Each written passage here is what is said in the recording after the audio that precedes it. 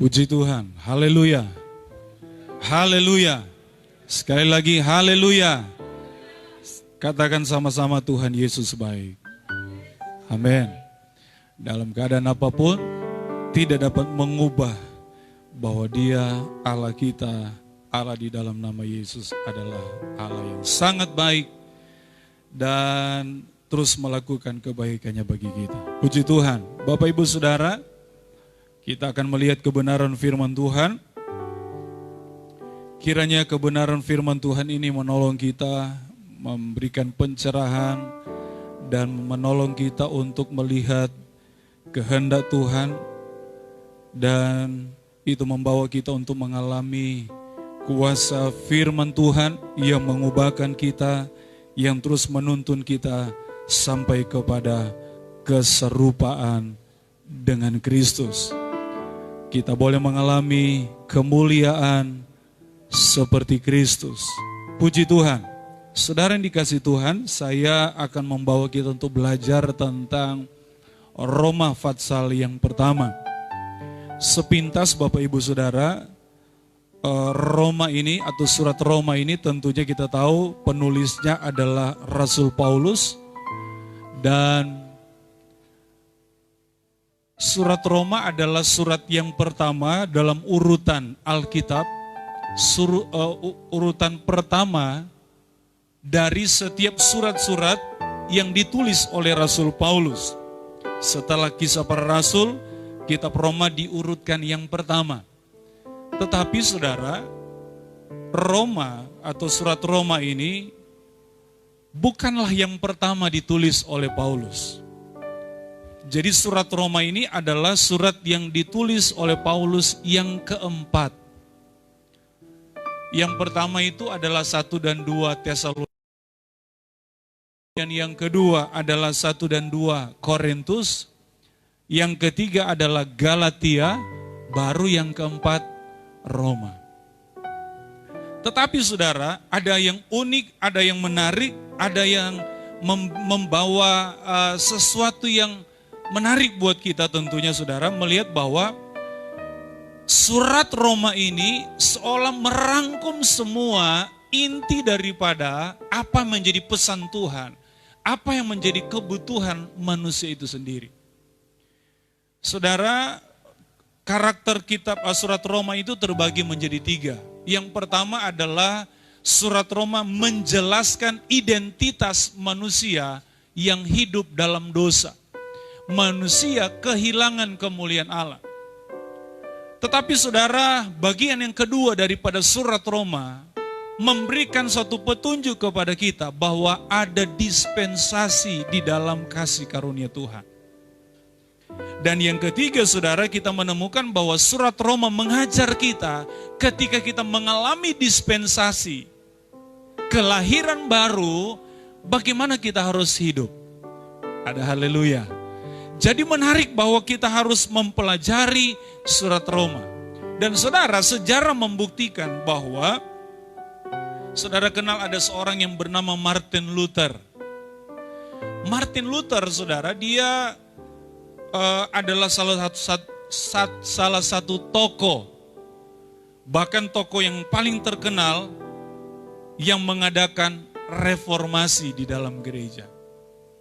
Dan saudara tahu, sejarah mencatat bahwa Martin Luther mengalami pertobatan, mengalami perubahan hidup, mengalami breakthrough dalam kehidupannya ketika saudara, waktu dia ada di Roma, dia sedang belajar tentunya saudara untuk menjadi seorang pemuka agama. Saudara, dia sedang mengikuti seperti pada umumnya orang melakukan, yaitu menaiki skala Santa. Jadi konon saudara, bukan konon, menurut sejarah bahwa setiap orang yang menaiki tangga itu, semakin dia lelah, semakin dia letih, semakin dia menderita, semakin dosanya berkurang, semakin dosanya, tanda kutip, dihapuskan. Dan seorang Martin Luther, dia berusaha untuk melakukan hal itu. Tapi ketika dia mulai menaiki tangga demi tangga, saudara, tiba-tiba Tuhan kasih penjerahan kepada dia. Dengan satu kalimat dalam kitab Roma, dia bilang begini, bahwa hidup hanya oleh iman. Sama-sama bilang, hidup hanya oleh iman. Jadi waktu dia sedang menaiki, dia diingatkan dan dia disadarkan. Dan dengan kalimat itu, saudara, dia ambil keputusan bahwa sesungguhnya keselamatan, pengampunan hanya dikerjakan oleh Tuhan. Hanya diberikan oleh Tuhan, bukan oleh usaha dan kekuatan manusia. Dia langsung turun, dia tidak terus naik, dia langsung turun. Sejak itu, saudara, dia berkobar-kobar, bersemangat untuk melakukan satu perubahan. Dia mempengaruhi banyak orang sehingga terjadilah, saudara, reformasi. Protestan muncul, saudara. Itu dalam sejarah. Dan terjadi kegerakan-kegerakan. Tidak lepas dari situ, saudara, seorang John Wesley juga. Tokoh yang kurang lebih populer, saudara, dalam sejarah gereja. Ketika juga, saudara, dia dalam satu kapel, saudara, ya. Dia sedang belajar di kapel Aldersgate. Dia sedang belajar tentang firman, belajar tentang Alkitab, saudara. Dan dia menemukan surat Roma ini. Dia belajar dan Tuhan memberikan satu kenikmatan. Jadi seperti dia mengalami sesuatu yang indah banget. Dia seperti disirami dengan, kalau orang mungkin mandi kembang, ya. Disirami, saudara, dia mandi, dia merasakan ada kenyamanan, ada kenikmatan ketika dia baca surat Roma. Sekali lagi, bukan surat yang lain, bukan kitab yang lain, tidak penting, enggak. Tapi ada sejarah yang terjadi dalam kehidupan beberapa orang ketika memperhatikan surat Roma dengan baik. Dia mengalami perubahan hidup. Haleluya. Dia menemukan identitas siapa dia. Yang semuanya berdosa. Tetapi di dalam Kristus Yesus ada dispensasi. Ada haleluya. Ada kasih karunia. Nah, ketika kita menerima kasih karunia itu, kita menemukan ada kelahiran baru. Maka kita percaya begini, itu adalah bagian-bagian yang penting untuk kita mengarahkan hidup kita menurut tuntunan firman, menurut kekuatan Roh Kudus untuk mampu membawa kita kepada kesempurnaan. Sekali lagi, tujuan sasaran hidup kita di dunia adalah mau menjadi seperti Yesus. Katakan, seperti Yesus. Haleluya. Hidup kita, karakter kita, cara pandang kita seperti Yesus. Karena hanya dengan ukuran seperti Yesus itulah yang akan masuk di dalam perkenanan sempurna daripada Allah, yaitu sorga. Nah, saudara, kita akan melihat kiranya pelajaran firman Tuhan ini menolong kita sekali lagi. Sekali lagi, Tuhan mengasihi kita, amin. Tidak terpandang siapapun kita, mari kita mau akui begini, Tuhan sayang sama saya. Tuhan mengasihiku. Siapapun kita hari ini, kemarin, dan seterusnya, tidak menjadi persoalan bagi Tuhan. Tapi bagi saudara hari ini yang Tuhan temukan bahwa engkau adalah orang yang percaya kepada Tuhan, meresponi firman Tuhan, maka kasih Tuhan, maka kebaikan Tuhan, maka rancangan Tuhan akan terjadi begitu luar biasa dalam hidup kita. Tidak dapat dibatasi oleh keadaan saat-saat ini. Kita nggak akan terlalu berfokus untuk membahas keadaan saat ini. Tapi kita akan fokus kepada apa yang Tuhan sedang rancangkan dalam hidup kita. Haleluya. Haleluya. Sekali lagi Paulus bilang begini, mati adalah untung, hidup adalah Kristus. Kita nggak tahu siapa giliran kita. Kemarin banyak heboh, banyak yang tidak rela. Glenn Fredly mendahului kita. Ya, dengan suara emasnya. Saya berpikir kalau saya pergi juga, apakah ada banyak yang menangisi? Masalahnya begini, apa yang saya bisa andalkan seperti Glenn, kan kalau Glenn memang sudah suara bagus, saudara. Tapi saya yang cuma cuap-cuap. Apakah masih ada orang yang ingat? Apakah masih ada orang yang mau datang melihat? Oh, pasti ada ya. Haleluya. Ada penghiburan. Ya. Saudara yang dikasih Tuhan, tidak ada yang tahu kapan waktunya kita dipanggil. Dengan cara bagaimanapun, kalau sudah waktunya Tuhan panggil, pulang. Artinya begini saudara, mari dengan keadaan yang kita sedang hadapi, itu tidak membuat kita menjadi takut berlebihan. Ada haleluya. Mari kita mau taruh pengharapan kita di dalam Kristus Yesus yang sudah memberikan jaminan penuh dalam hidup kita. Baik mati dan hidup kita ada di tangan Tuhan. Haleluya. Haleluya. Maka mari ketika kita masih hidup, kita berikan yang terbaik tentunya bagi Tuhan. Saya mengajak kita saudara untuk membuka Alkitab kita di dalam pasal yang pertama. Roma pasal yang pertama.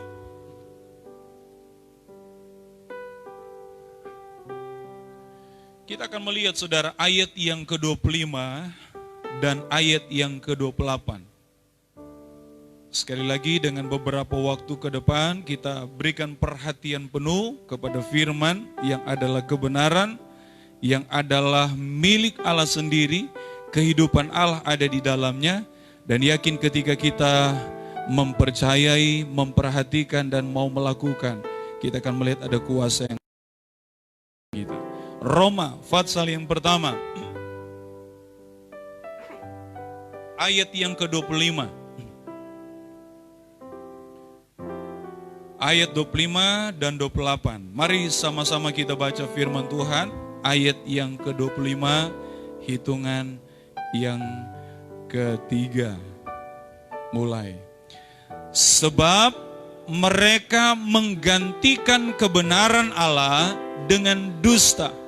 Dan memuja dan dengan melupakan penciptanya yang harus dipuji selama-lamanya. Amin. Ayat 28.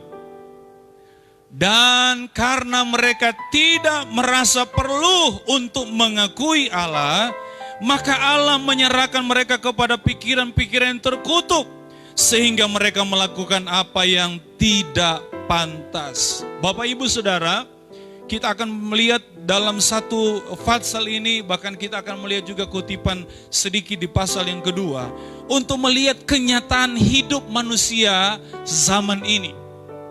Tentunya tidak berbeda jauh dengan keadaan manusia pada zaman di mana Paulus mengirimkan surat ini kepada jemaat yang ada di Roma. Notabene saudara, surat ini ditujukan kepada jemaat di Roma. Artinya apa? Artinya orang-orang ini adalah orang-orang yang sudah mengenal Tuhan. Dan kita akui ternyata benar saudara bahwa meskipun kita sudah kenal Tuhan, kita masih suka terpengaruh dengan hal-hal di belakangnya Tuhan. Ada amin. Kita tahu perkara sorga, tapi kita masih mengintip perkara-perkara duniawi. Kita tahu apa yang Tuhan mau dari roh kita, harusnya melayani kepada Allah dengan cara yang benar, tapi kita masih menoleh ke belakang dengan cara yang berbeda. Nah saudara, saya bagi menjadi dua tipe manusia sekarang ini. Yang pertama adalah manusia yang melupakan Allah. Dan yang kedua adalah manusia yang selalu mengakui Allah. Manusia yang melupakan Allah tentunya ya dia tidak ingat-ingat Tuhan. Dia nggak perhatikan Tuhan. Dan kedua, manusia yang mengakui Allah tentunya apa? Ketika dia mengakui, dia ingat Tuhan. Ketika dia mengakui tentang adanya Tuhan, maka dia akan memperhatikan hidup. Nah, saudara yang dikasih Tuhan, poin pertama kita akan melihat manusia yang melupakan Allah. Sama-sama bilang dengan saya, manusia yang melupakan Allah. Sekali lagi saudara, kita melihat bahwa surat ini ditujukan kepada orang-orang percaya, orang-orang yang sudah di dalam Tuhan. Bahkan menarik sekali saudara, coba kita intip sebentar ayat yang pertama. Dari Paulus hamba Kristus yang dipanggil menjadi rasul dan dikuduskan untuk memberitakan Injil Allah. Saudara, dia menempatkan diri, menyatakan bahwa sesungguhnya dia orang berdosa, tapi ketika dia kenal Yesus, dia alami Yesus, maka dia menjadi orang yang dikuduskan. Haleluya. Sama halnya dengan saya dan saudara, kita menjadi orang-orang yang dikuduskan. Saya pikir delay saudara ya. Haleluya. Kemudian kita lihat ayat 6. Kamu juga termasuk di antara mereka, kamu yang telah dipanggil menjadi milik Kristus. Kepada kamu sekalian ditinggal di Roma, yang dikasihi Allah, yang dipanggil dan dijadikan apa saudara? Orang-orang kudus. Saya dan saudara sama dengan orang-orang yang ada di Roma, jemaat di Roma. Kita dipanggil dari kegelapan, kita dipanggil dari orang berdosa untuk mendapatkan pembenaran di dalam Kristus, sehingga kita menjadi orang-orang yang disebut orang-orang kudus. Ada haleluya. Tetapi persoalannya saudara, ketika kita baca ayat yang ke-25 dan 28, kita menemukan ada hal yang menyimpang dari panggilan Allah yang mulia. Panggilan Allah yang kudus adalah kita umat-umat tebusan, umat-umat yang sudah dibenarkan, umat-umat sudah ditebus, umat-umat yang sudah dikuduskan oleh Tuhan. Kenapa? Karena mereka melupakan Allah. Mereka melupakan pencipta. Mereka tidak ingat lagi akan pencipta mereka, yaitu Tuhan Yesus Kristus, pencipta langit, bumi, dan segala isinya. Itu jelas. Saya tidak tahu apa faktor yang membuat mereka lupa dengan Tuhan. Apa yang membuat mereka lupa dengan kasih karunia Tuhan? Apa yang membuat mereka lupa dengan kebaikan Tuhan? Apa yang membuat mereka lupa dengan setiap pertolongan demi pertolongan Tuhan? Mereka lupa dengan setiap mujizat demi mujizat yang Tuhan sudah kerjakan. Saudara, mari kita renungkan. Jangan sampai saudara, hal itu pun terjadi bagi setiap kita. Kita sudah mengalami banyak kebaikan Tuhan, tapi kita mudah melupakan Tuhan. Kita cuma mau apa yang dilakukan oleh Tuhan, tapi kita lupa dengan Tuhan. Saudara yang dikasihi Tuhan, kita lihat ayat yang ke-22. Faktor pertama sampai membuat mereka lupa dengan Tuhan. Kita baca ayat 22.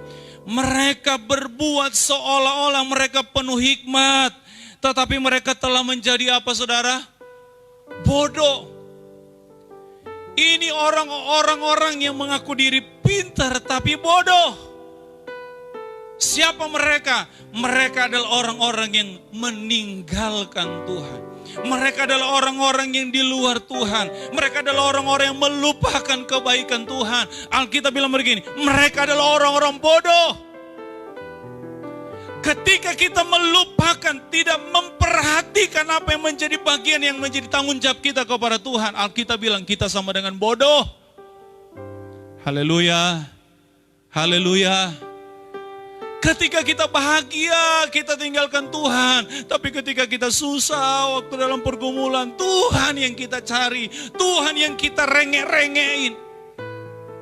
Saudara, ada banyak orang di luar sana, tidak di sini. Ada amin. Ada banyak orang di luar sana saudara, mereka lebih mengutamakan logika mereka. Maka poin pertama saya, faktor pertama orang melupakan Tuhan adalah faktor logika.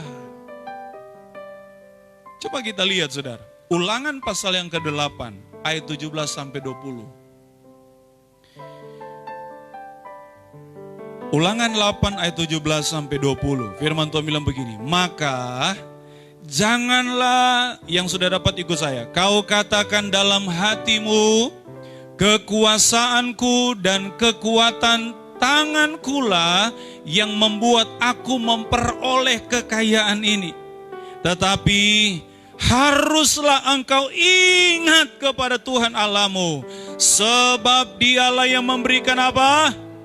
kepada setiap kita kekuatan untuk memperoleh kekayaan. Dengan maksud meneguhkan perjanjian yang diikrarkannya dengan sumpah kepada nenek moyangmu seperti sekarang ini. Tetapi jika engkau sama sekali melupakan Tuhan Allahmu dan mengikuti Allah lain, beribadah kepadanya dan sujud menyembah kepadanya, aku memperingatkan kepadamu hari ini bahwa apa saudara? Bahwa kamu pasti binasa. Siapa yang bilang? Tuhan. Amin. Lanjut. Seperti bangsa-bangsa yang dibinasakan Tuhan di hadapanmu, kamu pun akan binasa sebab kamu tidak mendengarkan suara Tuhan Allahmu. Saudara, peringatan buat kita. Jangan kita lupakan Tuhan. Dalam kesuksesan kita, dalam keberhasilan ataupun sebaliknya, dalam penderitaan kita, dalam aniaya yang kita, dengan beban berat pergumulan yang kita sedang hadapi, jangan sekali-kali kita lupakan Tuhan. Haleluya. Ingat terus akan Tuhan. Perjamuan Tuhan adalah salah satu bukti kenapa Tuhan bilang begini, lakukan itu terus. Lakukan itu terus apa? Untuk memperingati. Haleluya. Untuk mengingat akan apa yang Yesus sudah kerjakan. Mari kita mau ingat terus Tuhan. Jangan pernah kita lupakan Tuhan. Jangan pakai logika kita saudara. Ini kan semua karena hebat kita. Ini kan semua karena siapa saya. Maka Yeremia 9:23-24 pun meneguhkan hal itu. Yeremia 9:23 dan 24 firman Tuhan bilang begini. Beginilah firman Tuhan. Janganlah orang bijaksana bermegah karena kebijaksanaan. Yang sudah dapat lanjut bersama saya. Janganlah orang kuat bermegah karena kekuatannya. Janganlah orang kaya bermegah karena kekayaannya. Tetapi siapa yang mau bermegah, baiklah bermegah karena yang berikut. Bahwa ia memahami dan mengenal aku. Bahwa akulah Tuhan yang menunjukkan kasih setia, keadilan dan kebenaran di bumi. Sungguh semuanya itu kusukai. Demikianlah firman Tuhan. Yang setuju katakan amin. Jadi jangan terlalu pakai logika. Amin. Amin. Hikmat manusia, Alkitab bilang begini, adalah kebodohan bagi Allah. Hikmat dunia. Tapi orang yang bodoh bagi dunia, Tuhan bisa Tuhan pakai untuk mempermalukan orang yang katanya berhikmat, bijaksana, pintar. Maka jangan bersandar pada logika. Waktu kita baca firman, kita jangan, masa sih? Masa Yunus masuk di perut ikan? Bisa hidup? Masa sih? Masa Daniel bisa masuk di gua singa tidak mati? Masa sih? Kalau kita pakai logika, kita nggak akan bisa percaya dan menerima firman. Masa sih? Kita bisa terbang nanti waktu Tuhan datang? Masa sih? Alkitab bilang bahwa sesungguhnya itu iya dan amin. Firman Tuhan iya dan amin. Haleluya. Maka kita harus memakai iman kita, bukan logika kita. Yang kedua, saudara, anak poin dari poin yang pertama, anak manusia melupakan Allah. Faktor yang kedua, kita lihat bahwa manusia kenapa sampai melupakan Tuhan. Yang kedua, karena mereka dibutakan oleh ilah zaman. Coba lihat ayat yang ke-23. Ayat 23, sama-sama baca kembali ke Roma. Roma pasal yang ke-1, ayat 23. Mereka menggantikan kemuliaan Allah yang tidak fana dengan gambaran yang mirip dengan manusia yang fana. Burung-burung, binatang-binatang yang berkaki 4, atau binatang-binatang yang menjalat. Saya kasih poin ini adalah dibutakan oleh ilah zaman. Saudara, sekali lagi di dunia ini ada banyak agama. Bahkan Kristen pun itu bagian dari agama. Tapi sesungguhnya saudara, ada yang lebih istimewa Ketika kita masuk dalam kekristenan, kita akan menemukan bahwa Kristen bukan hanya sekedar agama. Tapi Kristen adalah bicara tentang gaya hidup Yesus. Haleluya. Agama tidak bisa menyelamatkan, tapi Yesus sangat mampu menyelamatkan saya dan saudara. Nah saudara, ada banyak ilah-ilah zaman ini. Ada banyak ilah-ilah yang orang yakini dia Allah, dia Tuhan. Dia bisa melakukan dan itu. Ada banyak. Nah saudara, kita yang punya firman, punya Alkitab, jangan kita terbawa arus.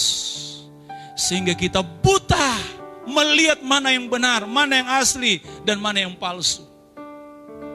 Yesus adalah Allah yang tidak pernah berubah. Dari sebelum dunia dijadikan, sampai dunia akan dihanguskan di bumi, akan dibinasakan. Yesus itu tetap sama. Haleluya. Yang lain itu nggak masuk golongan itu. Lain akan lenyap. Maka jangan percaya yang bisa lenyap. Jangan datang kepada pohon dan jadikan pohon itu sebagai sembahan kita. Jangan jadikan saudara hal yang lain lebih utama daripada Kristus. Kalau hari ini kita bicara tentang banyak hal yang kita bisa jadikan saudara penyembahan yang tidak wajar. Mari kita mau minta kepada Tuhan supaya ini kita terus dibukakan bahwa Kristus Yesus adalah satu-satunya Tuhan dan Juru Selamat, penolong sejati dalam hidup kita. Haleluya. Kita tidak menjadi orang yang dibutakan dengan hal-hal yang lain, yang menarik kita untuk menarik kita menyembah Dia, menarik kita untuk memuji Dia, menarik kita untuk mengakui Dia. Sekali lagi saudara, hanya Yesus, only one. Katakan amin. Banyak orang melupakan Tuhan, melupakan Allah. Yang pertama karena faktor logika, yang kedua karena ada faktor ilah-ilah zaman. Dan lihat. Oh coba, sudah baca tadi Ulangan 4? Belum ya? Kita baca Ulangan 4, masih di dalam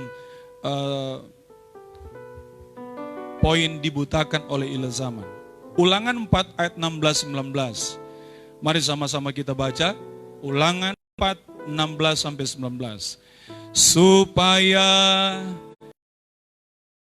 busuk dengan patung yang menyerupai berhala apapun, yang membentuk laki-laki atau perempuan, yang berbentuk binatang yang di bumi, atau berbentuk burung bersayap yang terbang di udara, atau berbentuk binatang yang merayap di bumi, atau berbentuk ikan yang ada di dalam air di bawah bumi.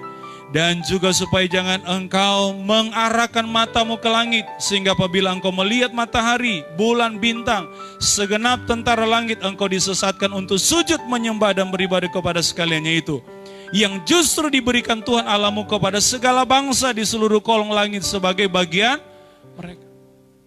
Jelas saudara, apa yang Tuhan ciptakan, apa yang Tuhan sediakan, itu bukan menjadi objek untuk kita sembah. Yang kita harus sembah adalah si pencipta, si pemberi itu. Siapa? Tuhan Yesus Kristus. Katakan haleluya. Yang ketiga saudara, kita lihat ayat 21. Dalam Roma pasal yang pertama. Roma pasal pertama ayat 21. Poin yang ketiga dari anak poin pertama, yaitu manusia melupakan Tuhan. Ayat 21, 23. Sebab sekalipun mereka mengenal Allah, mereka tidak memuliakan Dia sebagai Allah atau mengucap syukur kepadanya. Sebaliknya, pikiran mereka menjadi sia-sia dan hati mereka yang bodoh menjadi apa? Gelap. Gelap. Wow. Saya kasih poin ini begini saudara. Mereka adalah orang-orang yang tidak tahu plus tidak mau bersyukur dan memuliakan Allah. Kita diciptakan, kita dipanggil, kita diberikan anugerah oleh Tuhan sebagai satu bentuk memperlengkapi kita untuk kita mampu melakukan yang sebelumnya kita tidak bisa lakukan. Yaitu salah satunya adalah apa?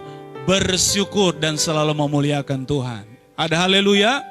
Dalam keadaan apapun, orang yang terus ingat Tuhan, orang yang terus mengakui Tuhan akan dimampukan Tuhan untuk terus bersyukur.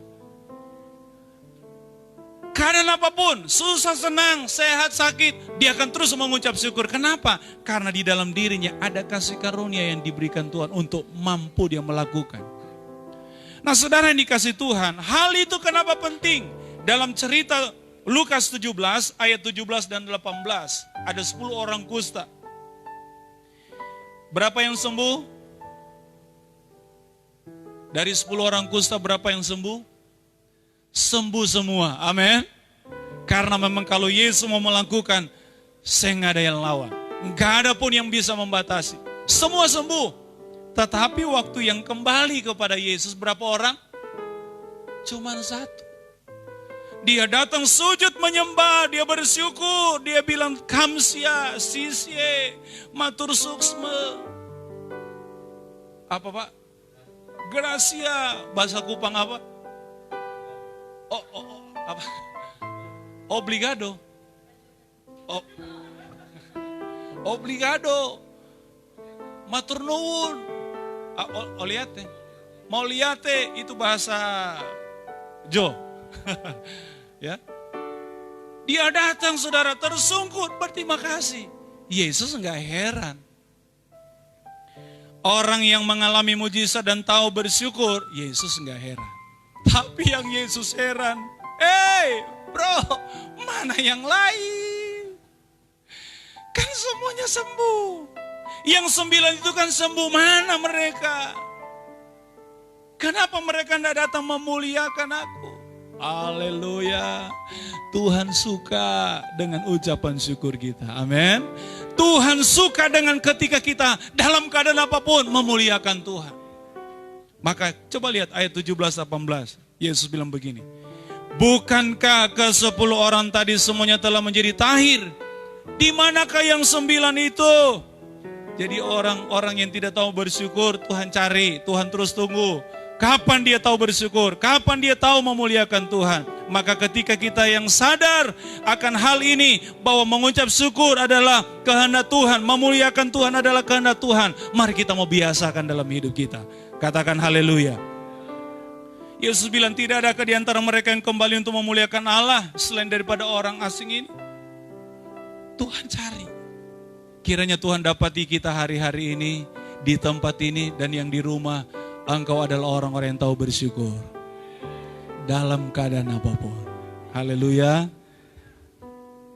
Yang keempat saudara.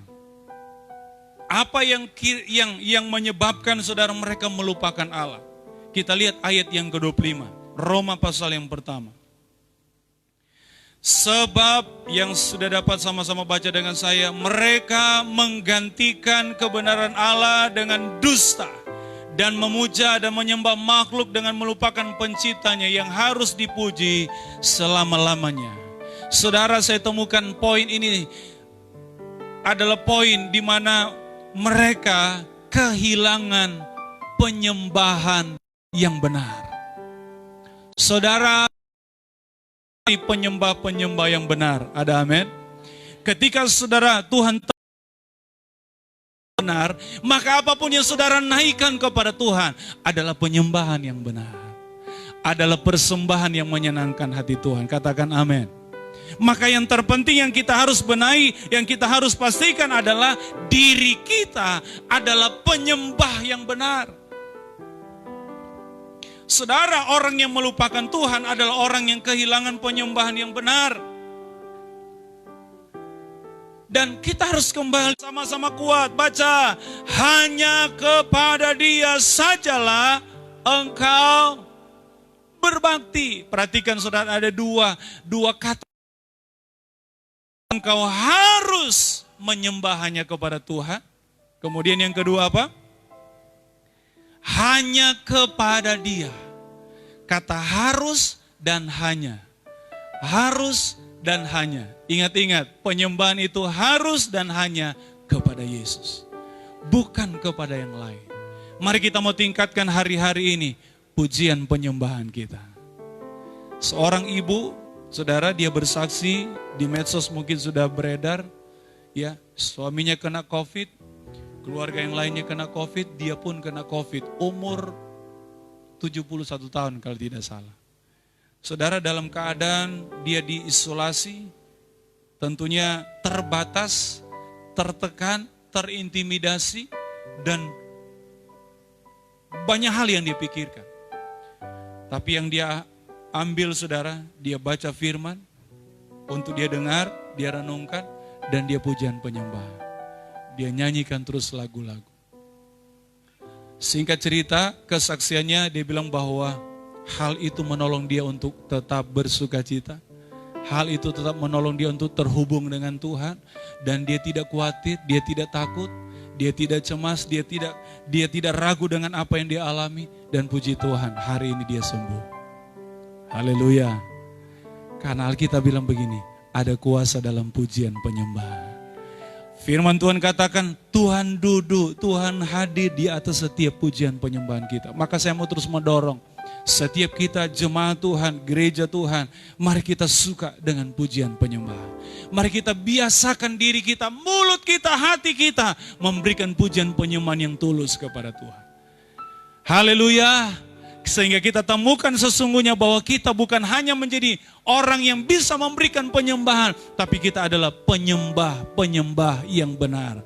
Penyembah-penyembah yang sejati, yang menyukakan hati Tuhan. Haleluya.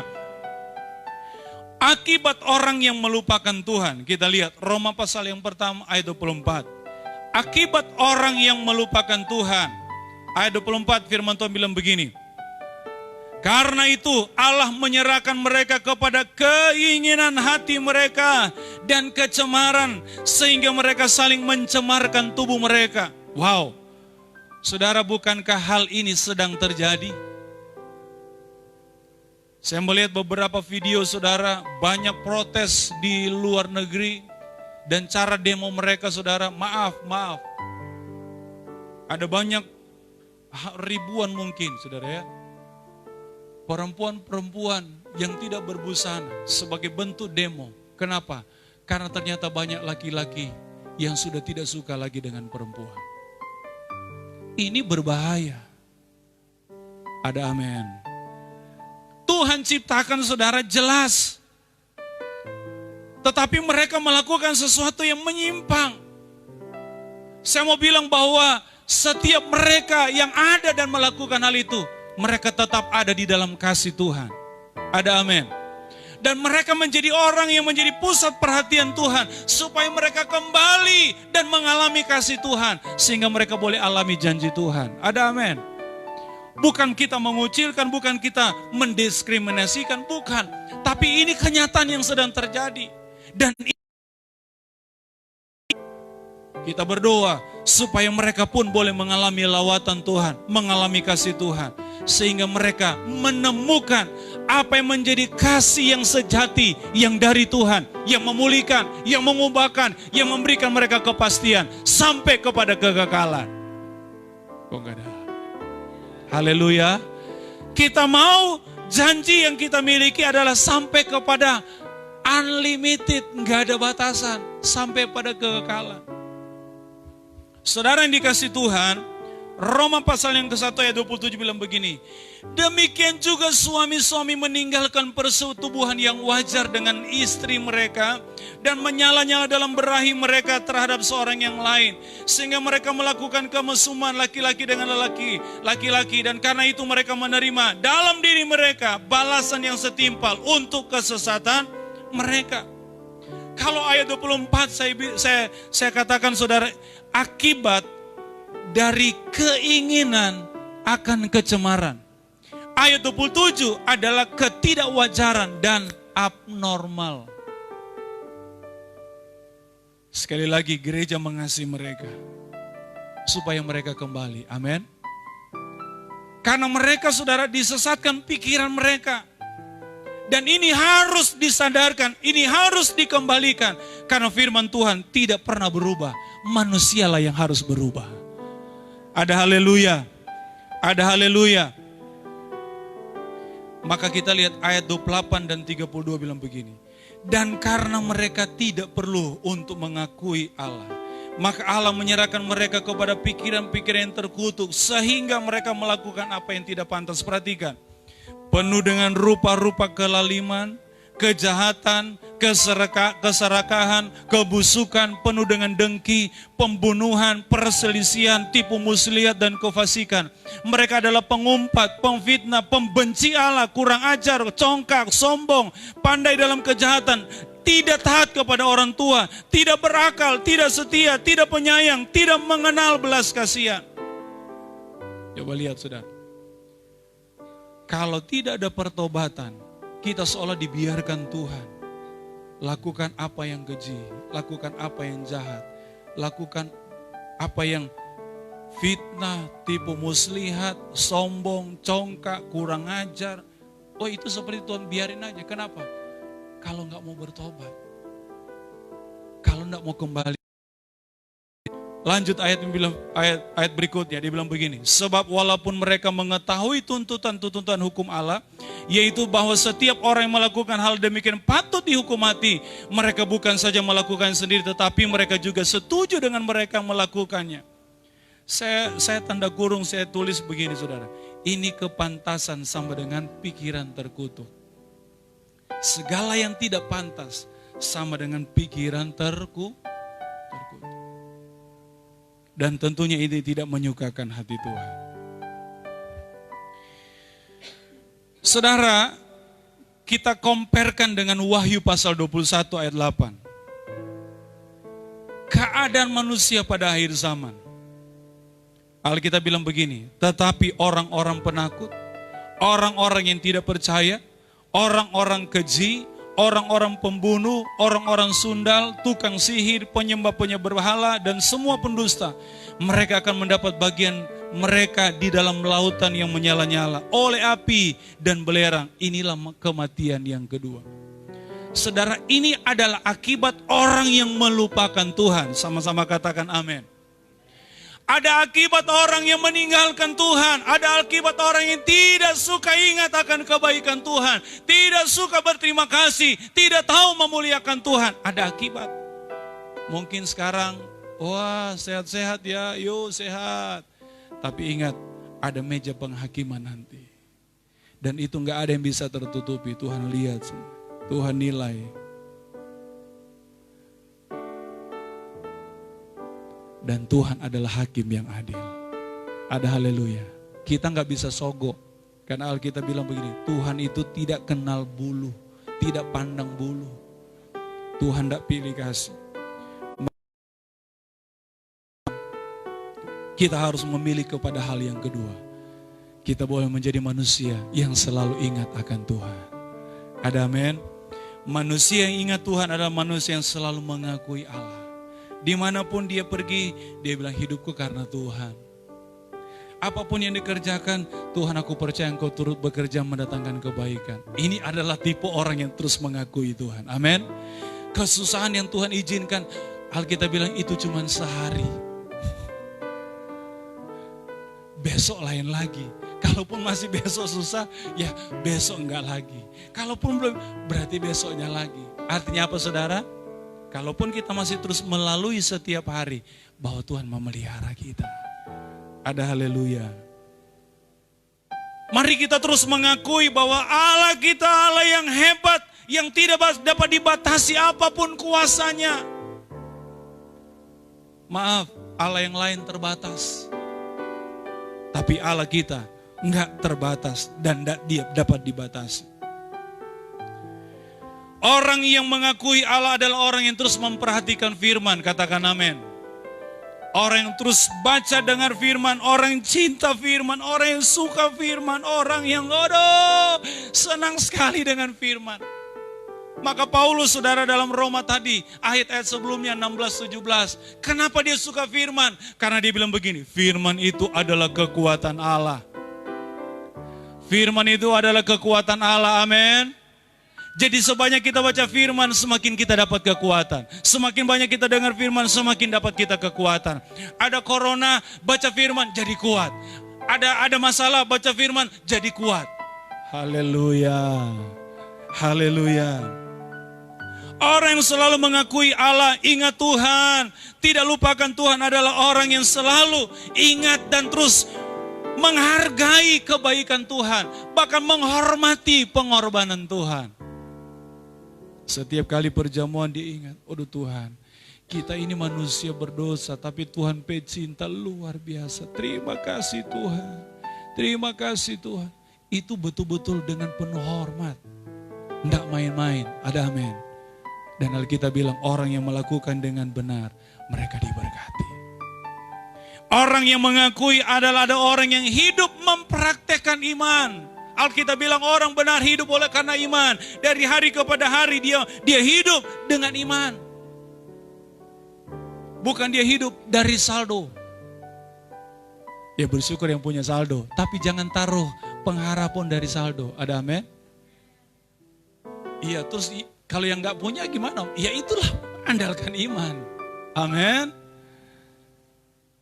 Burung di udara Tuhan bilang, siapa yang kasih makan dorang? Kalau Tuhan pakai bahasa Manado, saudara ya.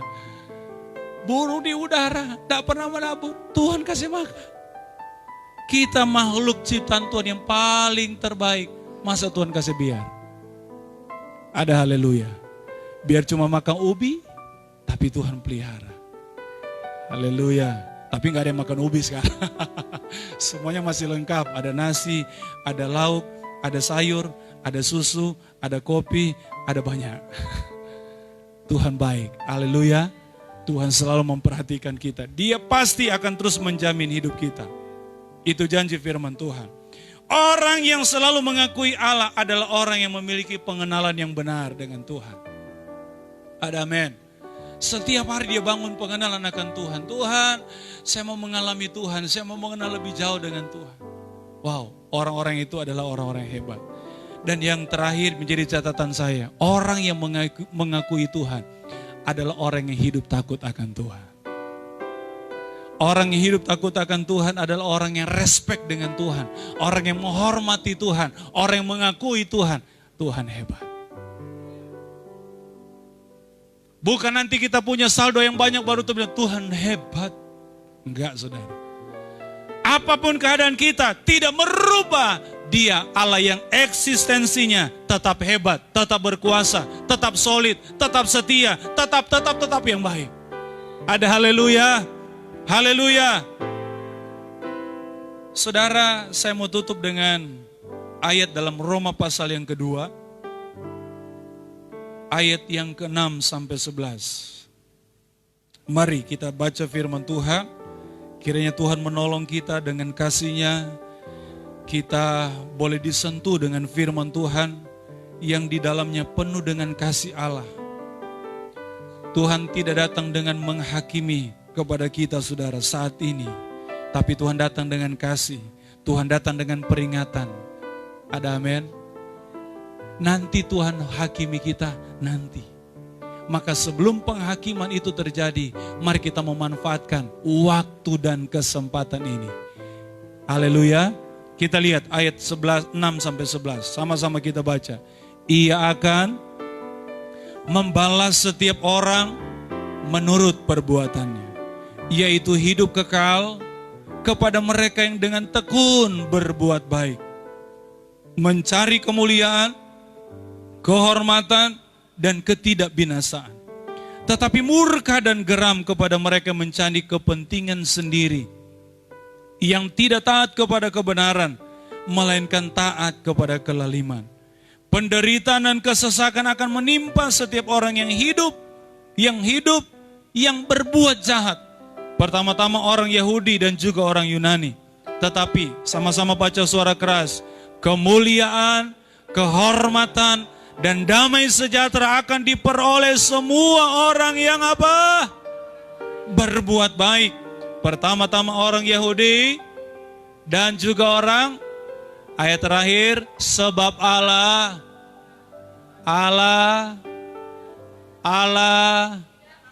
tidak memandang bulu. Allah kita Allah yang adil. Dia berikan kasih-Nya kepada siapapun orang. Dan setiap orang yang meresponi kasih-Nya, Alkitab katakan akan mengalami sukacita, damai sejahtera, keselamatan, pengampunan, dan segala yang baik. Tuhan memberkati kita saudara. Biar dengan momen kita memperingati kematian Tuhan, kita semakin memiliki kehidupan kekristenan yang terus mengarah kepada kesempurnaan. Haleluya, haleluya. Haleluya, haleluya, haleluya. Saya ada cipta